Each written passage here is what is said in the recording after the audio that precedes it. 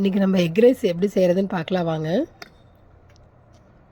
அதுக்கு 2 பெரிய வெங்காயம், பீன்ஸ், கேரட் இதெல்லாத்தையும் கட் பண்ணி வச்சுக்கலாம்.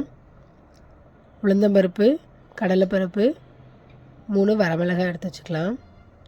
இப்போ ஒரு கடாயில் எண்ணெய் ஊற்றி எண்ணெய் நல்லா காஞ்சதும் கடுகு போட்டுக்கலாம்.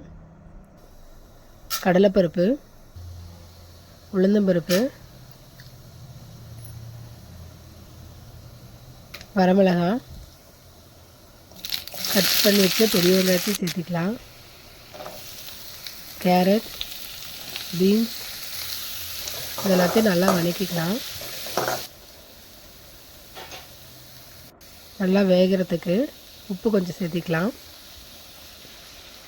கொஞ்சமாக தண்ணி ஊற்றி வெஜிடபிள்ஸை நல்லா வேக வச்சுக்கலாம்.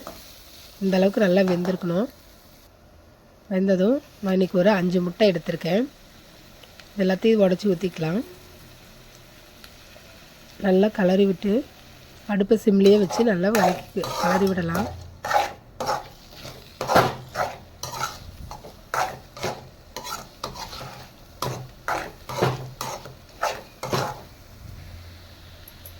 நல்லா கலரி விட்டுட்டு இந்த அளவுக்கு வந்தது உப்பு கொஞ்சம் சேர்த்திக்கலாம். அதுலேயே